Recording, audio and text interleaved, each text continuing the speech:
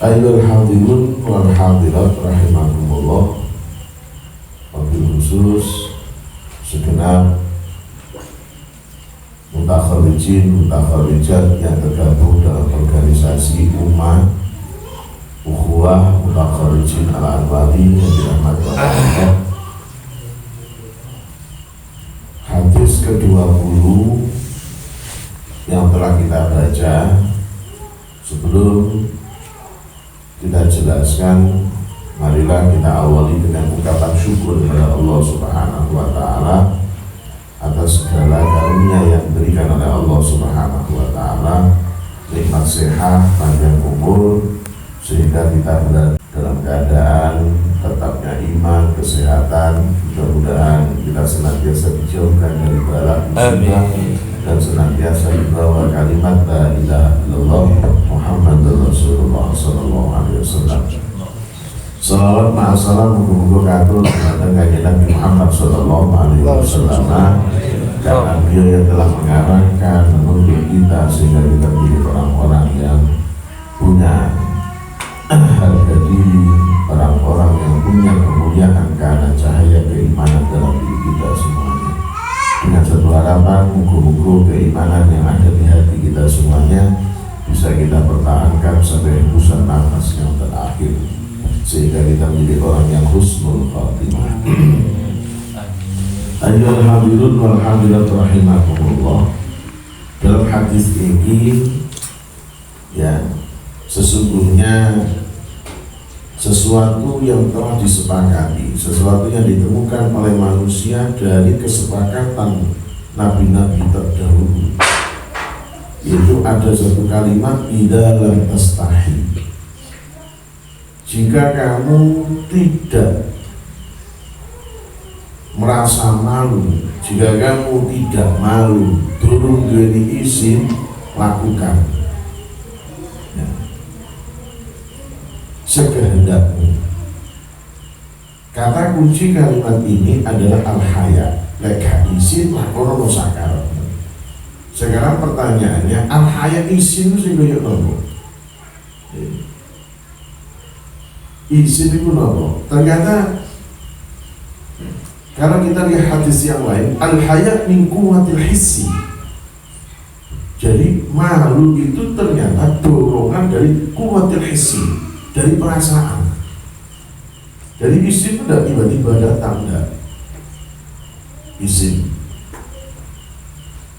Ternyata ittifaq ulama, izin itu adalah karakter. Ya, khuluqun yab'asu ala tarkil qabih wa yamna'u min at-taqsir fi haqqi dil haqqi. Ya, kalau kita lihat di Dalilul Falihan, ya, di juz 3, ternyata ini, ya, yang dimaksud haya izin nopo itu khuluqun. Itu khuluqun itu akhlak. Akhlak itu adalah sesuatu yang sudah menjadi reaksi. Ya, Ibnu Muqawiyah mengatakan akhlak itu adalah sesuatu yang muncul tiba-tiba bila ru'yatin wala tafakurin. Itu akhlak sudah. Jangan ketemu orang, assalamualaikum, waalaikumsalam warahmatullahi. Siapapun yang assalamualaikum sama dengan Rasul, itu sudah menjadi karakter, sudah menjadi akhlak. Tapi nek delok dhisik sapa wae, oh itu baru, oh itu pantas, ini tidak pantas, berarti belum jadi karakter, belum jadi akhlak. Jadi haya itu tadi, malu adalah khuluqun yang membangkitkan seseorang ala tarkil qabih, untuk meninggalkan sesuatu yang dipandang tidak baik. Gak api kok ditinggal no. Ini sudah, itu ada isinya. Terus wayamna minat taksir. Ya. Jadi yang pertama, malu itu adalah reaksi untuk tidak melakukan sesuatu yang dipandang itu jelek. Itu yang pertama. Yang kedua, mencegah dirinya untuk sembrono fi haqqi dzil haqq, terhadap sesuatu yang menjadi haknya orang lain. Haknya siapa? Banyak. Hakullah, haknya Allah Ta'ala, zakat haknya Allah. Ya. Kok haknya Allah gak dikekno, berarti gak diisi. Ya. Gak diisi. Nah, orang yang punya isi langsung reaksi, ya Allah aku isi dong. Gak pantas aku tiga iki. Hakullah, hakul insan, haknya manusia dikekno. Ya. Jadi haya itu karakter yang tumbuh dari dirinya tadi, tiba-tiba ya, dia ini tadi hilang rasa sembrono terhadap haknya orang lain. Kok tetap sembrono berarti gak diisi. Jadi itu hak Allah ya, sholat, zakat dan sebagainya ya, itu haknya Allah. Kenapa? Karena kewajiban kita adalah beri wa ma khalaqtul jinna wal insa illa liya'budun. Kok manusia sembrono dengan ibadah padahal itu haknya Allah Ta'ala, berarti dalam dirinya tidak ada akhlak yang menjadikan dirinya untuk sifat malu. Haknya apa? Haknya tonggo, mentang-mentang pintar, mentang-mentang sugih, mentang-mentang gak mikir, berarti gak diizin. Haknya tonggo, haknya jasad, anak ini juga perlu ada haknya. Kita butuh makan, butuh tidur dan sebagainya. Haknya apa? Al-ayal, keluarga, istri, anak juga dia punya hak. Berikan haknya mereka. Tidak diberikan, sembrono taksir, gak diizin berarti. Sampai kata niat riyadho poso api, gak mangan isu sampai maghrib api karena poso. Tapi les gak makan belas seminggu. Nah ini katanya, ini termasuk taksir, sembrono termasuk. Berikan haknya pada hak iyal. Izin itu ternyata dua tadi. Ketika melihat sesuatu yang tidak baik, dia tinggalkan. Lek dilakoni berarti kan diisi. Yang kedua, yaitu apa yang menjadi haknya orang lain diberikan. Kalau tidak diberikan berarti dia taksir, berarti dia sembrono, pepeko. Nah, sekarang pertanyaannya, siapakah orang yang paling tinggi tingkat kemaluannya? Baginda Rasul Muhammad sallallahu alaihi wasallam. An Abi Sa'id Al-Khudri radhiyallahu anhu, kana Rasulullah sallallahu alaihi wasallam ashadda haya'an min al-adra fi khidriha. Kanjeng Nabi itu wisinane tenanan, nyala-nyalai minal adra, perawan sunti. Gak tahu pacaran, gak tahu kenal, gak tahu apa, moro-moro halal dilebokno kamar. Ketemu karo wong lanang sing gak karo kenal. Iku kan wong dhisik memang begitu. Lek santi saiki, kok santi saiki. Lek arep wedok lanang saiki kan mboten. Nah, ya rata-rata pacaran dhisik, ya. Dengan alasan kalau tidak kenal atau tak sayang. Nah, ini yang muncul. Kalau dulu enggak, maunya santri ya. Santri itu enggak ada istilah pacaran. Ya boleh tapi lewat udara, enggak ada lewat darat ya, apalagi lewat lautan cinta, hanya lupa daratan, naudzubillah ya. Itu santri, apalagi mbahnya santri, ustad kiai, naudzubillah. Monggo ede diselamatkan ya, ono ustad sampai ngatengi muridé. Nah, ini gak diizin. Masya Allah, naudzubillah. Asyadda haya'an minal adro, mau izin dulu. Masa ini gak diizin. Kami jebret terus nunggu bareng ngarepin ngulu. Nah, ini ngulu malah dikai suban. Nah, kadang subannya ustaz malah di sini. Nah, pun balik. Jadi kudu duwe izin nang Allah Ta'ala beli izin. Lho Kanjeng Nabi itu sampai Masya Allah sampai diprotes karo Sayyidah Aisyah. Jenengan kok sholat sampai didang-dangi Sayyidah Aisyah sare nang ngajenge. Ono dilukai karo Kanjeng Nabi. Sampai kok ibadah tok padahal jenengan niku wis nabi, jenengan rasul, jenengan iso kei syafaat, jenengan wis ditanggung surga. Sampai ninggalin nopo kok ibadah terus. Apa coba Kanjeng Nabi? Afala aku abdan syakura. Apa kita mah gak kepengin diarani ya. Apa tak ono sapa isunku kaum kula sing akeh syukure. Aku kepengin diarani abdan sing akeh syukure. Gimana? Semakin banyak nikmat yang Allah berikan, sejatinya dia semakin tinggi kesyukurannya. Semakin izin saja dengan Allah Ta'ala ketika tidak menjalankan. Rasanya begitu. Itu tentang malu. Sekarang pertanyaannya, bagaimana menumbuhkan rasa malu? Ya apa awake dhewe iki iso. Ya, supaya gak kena iki. Lah aku gak duwe isi fasna. Ya, itu kan ada amalnya fasna lakono sak karepmu. Ya. Ya kira-kira begini amrun lil ibahah atau amrun lil tahdid? Pertanyaannya. Lah bukan di sini lakono. Pada kali awake dhewe arek tukaran anak padha karo anak karo anak, masih karo adik itu tukaran. Padha gua saja bapak iya wis latih tukaran mau gak bapak urip no. Nah, tukaran wis. Kira-kira kalau tukaran ini amrun lillah atau amrun litatid kira-kira. Aku gede-gede nih, maksudnya jadi ojo tukaran. Apa warna nih? Oh ini tukaran ternyata ya.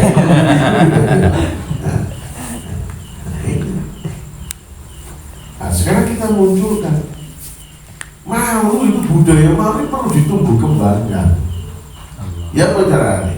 Rusak dunia, rusak rumah tangga, rusaknya ekonomi, rusaknya ini karena tidak punya rasa malu.